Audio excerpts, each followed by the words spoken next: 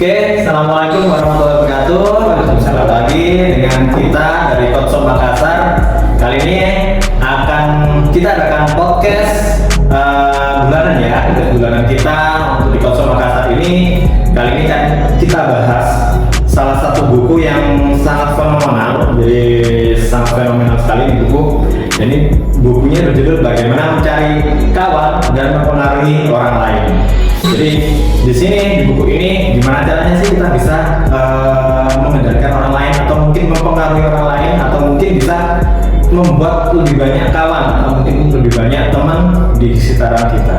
Jadi sangat bagus, terutama sales itu untuk mempengaruhi orang itu sangat luar biasa.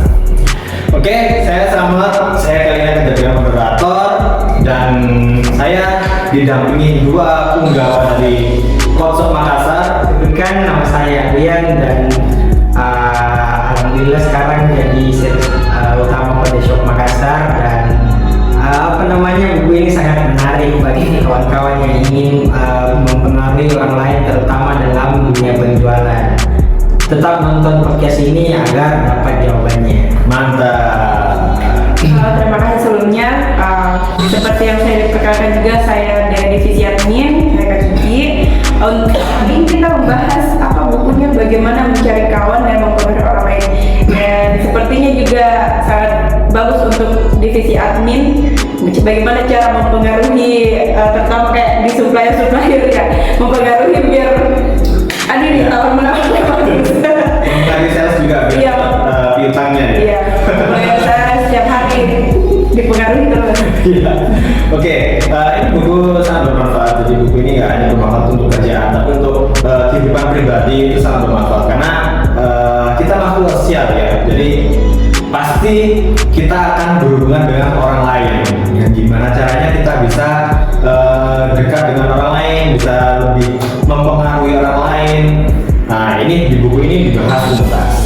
Oke, langsung aja. Mungkin langsung kita masuk di bab 3 ya. Bab 2 kayaknya sudah dibahas sebelumnya. Oke, bab 3 ini ada dulu dia yang mampu melakukannya akan memiliki seluruh dunia bersamanya. Dia yang tidak bisa akan berjalan dalam jalan yang sepi. Nah, jadi ini maknanya dalam sekali ya. Saya bingung ini maksudnya apa. Saya pertama baca di bab 3 ini juga bingung apa maksudnya. Oke, mungkin langsung aja dari teman-teman, mungkin dari bab 3 ini apa sih yang diambil? Mungkin ada quotes atau mungkin hal yang menarik dari buku Bagaimana Mencari Kawan dan Mempengaruhi Orang Lain karya Dale Carnegie ini. Kalau dari saya lihat yang judul ketiga Pak, ini sangat kuat kaitannya dengan judulnya sendiri. Bagaimana mencari kawan, dia yang mampu melakukannya, yang mampu mencari kawan, mencari relasi di mana saja akan memiliki seluruh dunia bersamanya. Maksudnya kalau ada kebutuhannya, dia punya kawan di sini, mau urus ini, dia punya kawan di sini. Sedangkan orang yang tidak mampu bersosialisasi atau mencari teman akan berjalan di jalan yang sepi, kemana-mana, tidak punya kenalan, tidak ada teman untuk bantu kalau misalkan dalam kesulitan. Nah, itu yang saya tangkap dari judulnya, korelasikan dengan judul bukunya sendiri seperti itu. Oke, mantap. Jadi benar sekali ya, apalagi di Indonesia ini kalau nggak ada orang dalam itu susah. Itu yang salah satunya yang disiapkan oleh Berarti harus perbanyak relasi, perbanyak teman. Ya. Biar dari segala arti kita bisa masuk. Karena kalau banyak teman, mau kebaikan, mau keburukan, semua lebih gampang terjadi begitu kita lakukan. Ya, mungkin ini arahnya memang lebih banyak kita bisa karena kalau kita punya banyak kawan, punya banyak relasi itu akan mempermudah hidup kita. Betul. Jadi kesusahan itu hampir nggak ada karena pasti ada teman yang bantu. Mungkin seperti itu ya. Mungkin ada kata Cik. Kalau dari saya, ya betul sih sebenarnya dari apa yang dikatakan sama Al, dia yang mampu melakukan akan memiliki seluruh dunia bersamanya. Artinya ketika kita pintar bergaul, punya banyak teman, punya relasi, artinya kayak extrovert begitu ya Pak. Pintar ini sama orang, cari muka lah istilahnya. Iya kan, kita cari muka. Artinya kita punya peluang yang besar untuk mendapatkan sesuatu yang kita inginkan. Contohnya kayak saya sebelum bekerja di sini saya tidak tahu Photoshop itu seperti apa. Nah setelah ternyata saya ada teman dan kebetulan pada saat itu saya belum bekerja dan ditawarkan, artinya kan itu melalui teman. Sebelum saya kerja di sini, saya kerja juga di tempat sebelumnya itu juga dari teman. Artinya kan ketika kita punya banyak teman, banyak peluang besar kita dapatkan. Nah ketika kita tidak punya teman, artinya kita menyendiri, tidak ada apa-apa yang kita dapatkan. Tidak ada hal-hal baru, pelajaran, berjalan sendiri. Biasanya kembali lagi seperti itu, biasanya kembali seperti itu. Artinya sepi sekali hidupnya. Itu sih Pak. Jadi kesusahan itu dia bawa sendiri. Iya, dia bawa sendiri. Dia mencurahkan siapa ini? Iya, ada temennya. Betul. Oke, pembahasan buku ini sangat bagus ya. Mungkin ada hal lain dalam buku ini yang memang apa ya, dari teman-teman sendiri itu sangat mengena gitu. Di sini Pak, iya dia bahasa dia perumpamaan kan seperti ikan. Ikan ternyata lebih suka cacing. Oleh karena itu, tatkala saya pergi memancing, saya tidak memikirkan apa yang saya inginkan. Artinya dia di sini memasang umpan seperti apa namanya cacing. Jadi kayak saya memberi umpan ke anggap ini adalah ikannya tuh, saya kasih cacing. Artinya kan dia ikut sama saya. Biar cacingan. Iya. Jadi saya memberikan apa yang Al mau. Saya apa yang Al inginkan saya berikan. Jadi nanti kebalikannya apa yang saya inginkan Al juga berikan gitu. Ya, jadi di buku ini tuh sempat saya baca juga itu terkadang ego kita yang menghalangi kita untuk dekat sama orang lain ya. Jadi terkadang itu kita nggak mikirin apa yang diinginkan orang tersebut sih. Mungkin sama customer, mungkin sama relasi, mungkin relasi pengennya seperti ini, tapi ego kita itu berbilang mungkin ya contohnya di dunia sales lah. Tujuan kita pengennya omset, target gitu kan. Nah, jadi kita kadang juga memaksakan kehendak customer, makanya aja lah bagus ini. Kita nggak tahu kebutuhan customer seperti apa, keinginannya dia seperti apa, harapannya dia seperti apa. Mungkin seperti itu ya. Jadi misalnya kalau kita pengen punya banyak teman, ya kita bisa mengerti lah. Iya, saling mengerti. Ya. Nanti kebutuhannya lawan bicara kita atau mungkin customer kita. Mungkin seperti itu ya. Iya, betul. Kalau dari dunia sales sendiri, menurut saya kalau kita lihat secara kasat mata kebutuhan customer itu yang customer mau itu sebenarnya seperti terlihat customer mau itu barang bagus tapi murah. Tapi kalau kita tarik jauh ke belakang, yang sebenarnya customer inginkan itu adalah bagaimana bisnisnya berjalan dengan baik dari produk yang kita mau. Jadi yang jadi titik utama selama saya jadi ini bagi saya sebagai Shop Makassar itu yang saya jadikan poin utama acuan, bahwa saya tawarkan meskipun produk yang harganya lumayan tinggi tapi bisa mensupport bisnisnya sampai dalam jangka waktu yang lama, sampai bertahun-tahun, puluhan tahun. Memang customernya pasti mau yang murah-murah saja, tapi saya keinginan tersembunyi dalam hati pasti ingin beranggap yang dibeli awet dan mempermudah dalam menjalankan bisnisnya. Ya, artinya kan di sini sangat menyambung sekali. Kita bisa mempengaruhi orang lain bagaimana supaya apa yang kita pasarkan, apa yang kita jual ke customer itu ngena sama dia kan. Dia masuk, sekalipun harganya mahal, ada value-nya gitu. Saya bisa pakai sampai seumur hidup. Ada garansi yang dijaminkan oleh toko ini bahwa saya bisa pakai seumur hidup, bukan hanya dipakai hari ini saja, besoknya datang rusak. Gitu kan, artinya kita ada sama menyambung di sini di buku ini kan, bagaimana cara mempengaruhi customer bukan hanya sekedar dari harga, kualitas, value-nya memang betul-betul harus dilihat nyata gitu kan.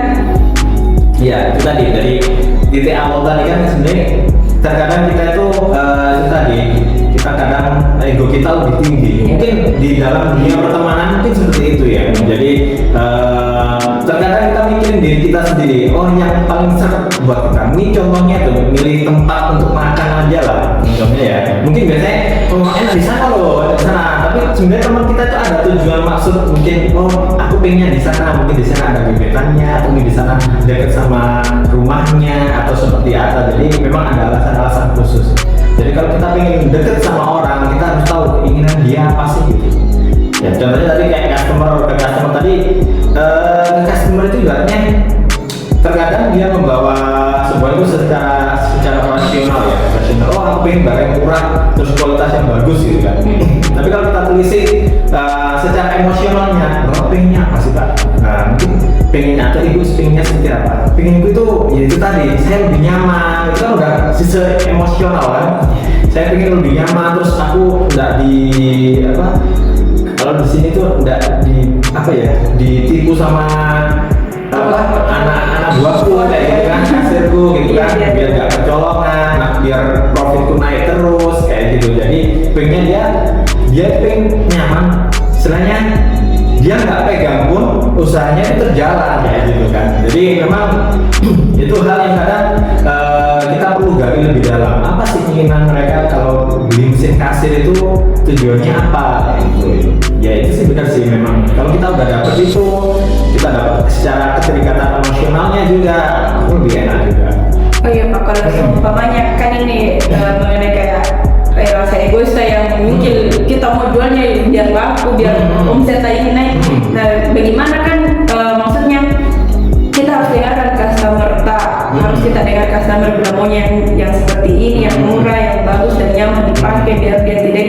Nah gimana juga caranya biar customer dengarkan kita bahwa apa yang kita jualkan memang ini yang bagus untuk dia. Nah kan sementara kayak contohnya bahan ini kira-kira 808, customer maunya harganya 500 tapi kita tawarkan harganya 1 juta. Kan artinya beda 500 toh. Kita menganggap bahwa harga 1 juta itu dengan value yang sudah garansi, bisa dipakai seumur hidup dan lain sebagainya, tapi customer maunya 500. Nah sudah bagus ini. Bagaimana caranya kita mempengaruhi customer biar tetap mengambil harga 1 juta dengan value yang kita, maksudnya dengan apa yang kita tawarkan sama dia. Iya. Mungkin itu ya. Mungkin dari ada. Kalau seperti itu sih ini apa kan yang dia mau. Iya. Dari Bapak ini juga berikan yang orang mau terlebih dahulu agar mereka apa ya tadi kata-kata tepat memberikan apa yang kamu mau. Nah kalau misalkan dia kita tawarkan yang pertamanya awalnya kita tawarkan yang 1 juta terus dia cari yang 400-500an, oke, kita kembali ke yang barang yang sekitar itu terus kita tawarkan bahwa ini misalkan printernya seperti ini Kak, tapi kekurangannya dia seperti ini. Kita berikan produk kita yang mendekati dengan yang dia mau, tapi kita jelaskan keuntungan dan kekurangannya mungkin kalau memang dia jadi pakai alat itu. Nah setelah itu kalau misalkan biarkan dia pikir yang mana yang baik untuk dia, karena kita tugas kita istilahnya menjalurkan saja, memberikan apa yang dia mau. Nanti kalau memang dia apa yang kita sampaikan dia terima, mungkin dia akan ambil yang 1 juta itu. Pastilah dia ambil. Tapi kalau ada juga kan biasa kita customer maunya tetap itu, tapi harganya turun kan biasa nggak bisa lagi turun ini harganya sebegini, mau kan biasa kita sudah kasih ini lagi promo marketing yang sesuai maksudnya yang dia inginkan kan, tapi dia tetap nggak bisa lagi turun dan lagi promonya ini kan begitu, tapi dia tetap maunya barang itu gitu. Itu bagaimana biar kita tetap pada ini bisa mempengaruhi customer bahwa harganya sebegitu dengan value itu, dan customer bisa terima, tidak menawar lagi. Oke ya, tadi jawabnya Al bagus, sangat bagus sekali. Ada juga tambahannya, ibaratnya keinginan customer sudah apa sih? Kalau memang seperti itu, memang benar-benar dia pengen itu. Iya. Kan kadang seolah-olah itu dia benar-benar pengen itu. Iya. Terus harganya segini, benar-benar saya butuh cukup ini, terus harganya segini kayak gitu. Dia udah membaca seperti itu. Iya. Memang terkadang dia membatasi sebuah budget gitu kan. Kalau dia sudah membatasi sebuah budget, kita juga otomatis kita ya udah Pak, kalau Bapak pengennya ini harga segitu, harganya seperti ini. Ini sudah umum Pak, seperti itu. Jadi ibaratnya hal-hal yang mungkin plus minusnya tadi yang bisa disebutkan ya. Plus minusnya itu kita sudah kita tawarkan juga plusnya seperti ini Pak, memang harganya lebih murah, tapi pasti ada minusnya juga dibandingkan yang lebih mahal, mungkin secara kekuatannya mesinnya, atau mungkin secara compatibility-nya, atau mungkin secara fitur-fitur yang lainnya pasti berbeda. Mungkin kayak contohnya printer yang ini kan dia bisa label juga, ya, ada sensor untuk labelnya, otomatis berbeda dengan printer stroke yang biasanya kayak gitu sih. Jadi memang apa ya, terkadang kita kalau secara produk knowledge itu kurang paham, memang agak susah kita menjelaskannya. Tapi kadang kita kadang ngerti pun kadang juga bingung. Jangan kadang ini ngomel karena kita keburu udah punya ilmu customer rate level sekali gitu. Kenapa? Mesti nggak percaya gitu kan? Itu tadi sebenarnya di dalam buku ini tuh kita berikan apa yang dimau customer tadi, atau dia akan memberikan apa yang kita mau juga nantinya. Karena pada dasarnya manusia itu pengen dimengerti, jadi pengen dimengerti, pengen dihargai, pengen dihormati.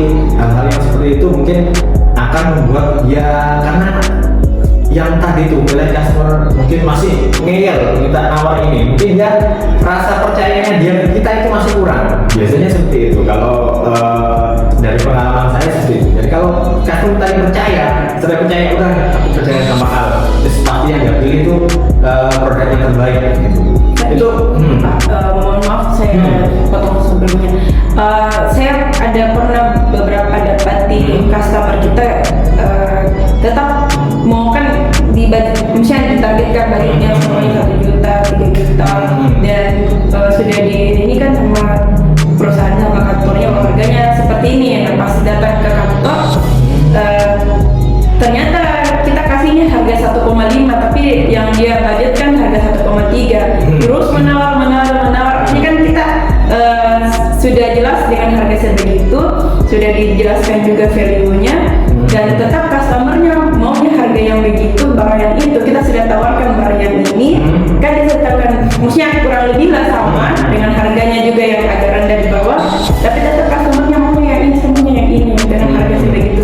Dan ternyata pada saat itu kita kalah mempengaruhi customer, karena customer bukan customer baru tapi sudah customer lama, dan bukan lagi masalah kepercayaannya kan, artinya kan customer lama pasti sudah tahu nih bagaimana kita tahu bagaimana tentang produk dan pelayanannya kita, dan ternyata kalah untuk mempengaruhi customer ini, kita tidak bisa mempengaruhinya kan. Bagaimana solusinya ketika dapat tim customer yang seperti itu, egonya lebih tinggi, sudah dikasih ini, dijelaskan, ternyata tidak mau mengalah juga.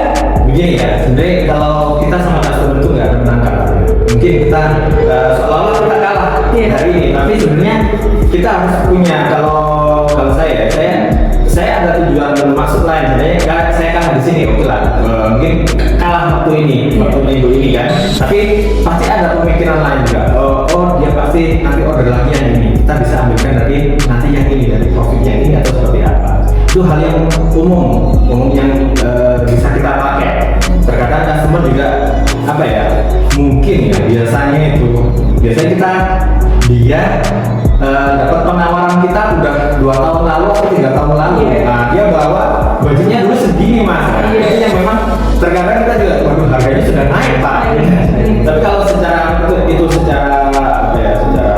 perhitungan masih oke, ya oke lanjut. Tapi kalau secara perhitungan itu sudah nggak worth it, ya udah kita harus benar-benar nggak bisa pak, seperti itu. Jadi memang kita hitung lah, kalau kita mesti ya pak, apalagi customer lama ya. Customer lama itu kalau tadi udah kayak gini terus kalau kita hitung oh masih dapat lah, kayaknya dapat, ya udah kita lanjut. Tapi kalau itu nggak dapat ya udah nggak bisa, begitu aja. Jadi memang sama customer itu nggak ada menang kalah. Itu di quote-quote yang ada di TikTok lah banyak. Kalau kita bertengkar sama customer itu nggak ada kalah menang, sebenarnya kita yang kalah gitu.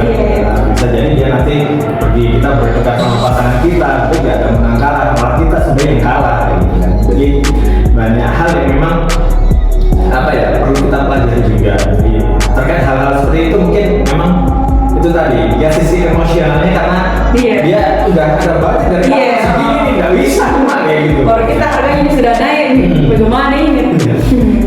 Itu sih pak. Nah, jadi itu tadi sih lebih ke arah ya kita saling pengertian juga. Insya Allah kalau pertama kita oh ya gitu dia dimengerti, insya Allah nanti kan pasti balik lagi oh ya kemarin dia udah ngasih aku kayak gitu pelayanannya bagus, insya Allah nanti balik lagi. Karena memang kita tidak bisa menyenangkan semua orang. Iya. Kalau mau menyenangkan semua orang jadi menjual es krim yang di mana-mana tuh.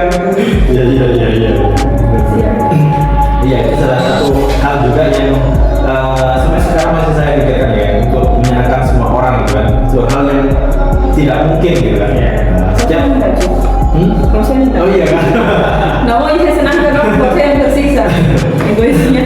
Nah, jadi memang banyak hal. Jadi termasuk di buku ini sangat bagus sih kalau kita gimana caranya kita bisa mempengaruhi orang. Pertama kita berikan kan ya ini kan Iya. kita berikan dulu apa yang dia inginkan, apa yang dia mau gitu kan. Iya. Itu tadi karena lawannya itu dengan ego kita gitu kan. Iya, betul. Apalagi kalau orang udah tipenya tipe dominan kayak Cici orang tipe dominan itu agak susah. Aduh, Iya. ini sih Agak susah. ini. Agak susah untuk mengerti orang gitu. Memberikan apa yang dia mau Iya. sekali. Beda kan tipenya orang yang kayak mungkin Om Sawir ya, Om Dadi ya itu orangnya memang apa ya, dia tuh rela berkorban untuk orang lain gitu kan. Berbeda. Jadi memang hal-hal yang seperti itu memang ada pasti dalam hati kecil kita itu pasti agak merasa ih nggak aneh ini ya, nggak masuk ini. Iya, agak susah juga untuk mempengaruhi orang lain karena itu egonya lebih besar. Saya harus menyenangkan dulu biar saya ambil hatinya biar Iya. ini baru saya yang tersiksa karena berpikir yang begitu. Jangan sampai lah tersiksa. Membatin tadi. Terus apa lagi? Memang bermanfaat sekali apa namanya kalau kita tahu cara mempersuasi orang. Ya, apalagi dalam kerja sama tim itu kadang pernah jadi ketua Pak, jadi pas jadi ketua itu wah banyak teman-teman yang tidak mau mendengar mungkin karena dia pengalaman saya masih kurang, tapi saya belajar mempersuasi, saya dekati, saya bicara, saya cari apa yang dia sukai, apa yang dia minati, saya bahas itu, ketemu kayak klik begitu. Seperti yang di buku ini saya bahas yang dia minati, dia senang. Setelah itu kayak dia sudah kayak muncul rasa tidak enak kalau apa yang saya suruhkan begitu, apa yang tugas yang saya berikan tidak dilaksanakan, dia akan merasa tidak enak, ada beban moralnya begitu karena ada ikatan, ada hubungan emosional. Itu fungsinya saya rasakan sekarang. Itu tadi ikatan emosional itu sangat penting sebenarnya. Terkadang mungkin ya teman-teman waktu pas senggang sama customer itu bisa dikasih mungkin bahasa basi. Sebenarnya tujuannya bahasa basi itu gimana caranya kita bisa bisa dekat sama customer, bisa dapat engage gitu ya. Contohnya gini, kalau sama-sama hobinya sama gitu ya, kita iya Pak suka mancing gitu, saya suka mancing, akhirnya itu enak, akhirnya ngobrolnya enak, itu terbuka. Sama kayak suka bola gitu kan, suka bola, ini Pak, iya bagus ya pemain ini, atau mungkin hal-hal yang lain, itu sebenarnya sangat membantu engagement. Sebenarnya gini lah, bisa jadi kalau kita bisa mengenali terus mempengaruhi orang ya, terus kita bisa dekat sama orang tadi. Seandainya customer itu nanti ada tawaran lain yang lebih menggiurkan, mungkin lebih murah atau mungkin yang lebih daripada kita, pasti yang mikir dulu. Pikirnya aku udah kenal dia baik sama dia, terus pelayannya juga bagus, dia nggak pernah ngecewain aku, pasti dia mikir seperti itu. Karena banyak juga customer kita kan ada yang lebih murah di sini Mas, tapi aku sudah serve di sini, udah kemarin juga udah dibantu ini, nanti takutnya kalau aku pindah takutnya nanti nggak sesuai ekspektasi, nggak sesuai yang di sini. Jadi sebenarnya kedekatan sama customer itu sangat penting. Itu sih. Kalau kita deket terus kita itu enak. Iya, kayak nggak sabar sih dulu. Bahasanya kayak kalau saya biasa mau basa-basi.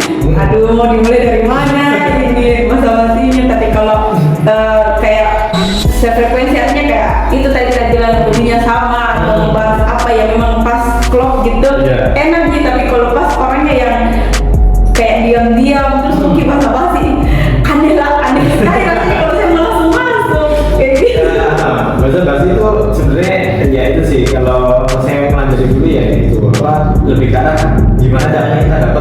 apa sih hal yang disukai sama customer tadi itu atau hal yang memang sensitif bagi dia, itu kalau kita udah dapat itu insya Allah enak di kelanjutannya. Karena saya pernah dapat juga customer yang misalnya kalau teman-teman bilang tuh customer yang nggak worth it ini, saya ini customer yang rewel, cerewet, terus banyak maunya, ini kan. Tapi setelah kita dapat anunya, kita dapat momen, terus dapat juga kita jadi engagementnya lebih bagus. Akhirnya dia pun kalau order cuma Pak aku butuh ini, kirimkan ya gitu. Harga Pak, harga naik, oh ya sudah apa-apa kayak gitu. Jadi memang apa ya, terkadang customer yang rewel itu belum tentu rewel selanjutnya gitu.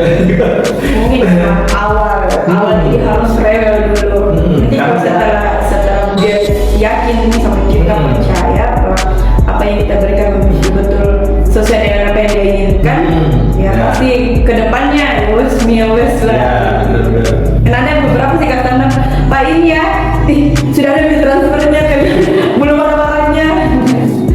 Jadi itu juga sih, jadi memang apa dekat sama customer itu penting karena hal-hal yang seperti itu sih.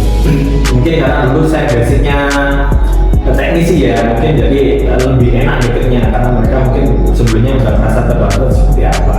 Tapi kalau teman-teman yang udah fokus di sales, dia jualan pasti ada cara-cara lain, mungkin dari dengan bonus atau mungkin dengan diskon. Kalau saya kata-kata Anda untuk memulai itu engagementnya itu Pak, dan yang saya pakai tiap hari dan dalam sehari berkali-kali itu kata-kata Andanya gimana kamu tanya dari situ dulu.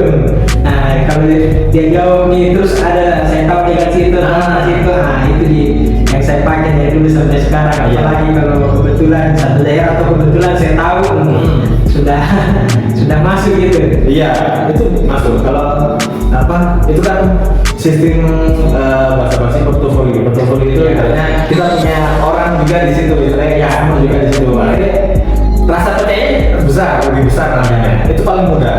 Jadi kalau emang contohnya kayak di area sini, di sini. Oh, kita kenal sama ini Pak. Oh, diambil di sini. Oh ya, jadi rasa dia untuk trust itu langsung plong gitu. Jadi ibaratnya sebenarnya dia pernah itu, oh ternyata ada yang misalnya pernah order di sini juga. Enggak pulang. Kalau saya sih, kata-kata andalan pertama untuk ini biar basa-basinya enak, kita jual apa, tempatnya ini bergerak apa. Kalau dia bilang saya jual apa, oh yang ini ya, saya sering lihat live-nya. Padahal saya nggak pernah lihat, tapi saya sering lihat live-nya. Oh gitu kan, saya jual thrift baju, oh yang jual ini kau ini pernah sih kasih ke saya nggak pernah nih, tapi memang tahu ya kebetulan tahu jadi enak loh. Ini berapa kali gitu. Karena orang itu ya itu pengen dihargai, terus salah satu hal juga pengen diakui. Iya. Pengakuan itu sangat penting juga. Iya. Jadi banyak hal memang itu sifat dasar manusia lah. Betul. Sifat dasar manusia. Jadi di buku ini memang sangat bagus kalau kita mau baca semuanya, terus kita bisa terapkan di keseharian kita itu.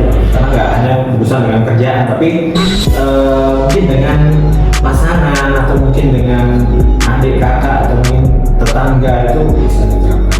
Oh iya, saya juga menerapkan setelah saya baca ini, saya menerapkan beberapa bagian dari saudara di keluarga, di mana cara mempengaruhi adikku yang agak keras dibanding saya. Ternyata ketika saya dapat kelemahannya, oh ternyata begini cara untuk mempengaruhinya. Begitu jadi pasangan, di teman-teman juga di kantor, ketika dapat oh begini kelemahannya dia, bagaimana cara masuknya, oh begini bagus kalau cara mempengaruhi mereka seperti ini. Tapi tidak dengan memaksakan kehendak kita sendiri, tapi memang harus ya pelan-pelan, memang pelan-pelan ya kan. Ya seperti itu. Saking keras kan jijik ya. Lagi. Itu menurutku sudah lembut sekali. Mungkin itu ya yang bisa kita bahas di bab 3 ini. Kalau teman-teman juga ada ilmu ataupun hal-hal yang ingin di-share bisa nanti mungkin di chat atau di komen bisa. Lalu teman-teman ada kebutuhan juga printer cetak label yang portable kita punya Kosot CMT 808. Ini printernya ini bisa dekatkan teman-teman sama omset sama cuman ya biar nanti lancar pengirimannya, terus mungkin struk untuk transaksi di kasir lebih lancar juga, terus dia bisa bluetooth kan, bisa pakai HP langsung transaksi. Tidak pakai tinta juga, Pak. Tidak pakai tinta juga ya, wah mantap sekali ya pakai tinta. Jadi langsung aja ganti kertasnya gitu ya. Jadi produk kertas aja. Harganya juga terjangkau. Harganya terjangkau. Ini produk Kosot sendiri, after sale-nya pasti terjamin. Nah, jadi kita benar-benar produk yang kita tawarkan itu produk yang benar-benar bisa kita pertanggungjawabkan. Oke, mungkin itu yang bisa kita petik dari buku Bagaimana Mencari Kawan dan Mempengaruhi Orang Lain karya Dale Carnegie. Oke, selanjutnya karena udah azan juga, mungkin bisa kita akhiri untuk bedah buku dan podcast kita hari ini. Sampai jumpa di waktu selanjutnya. Assalamualaikum.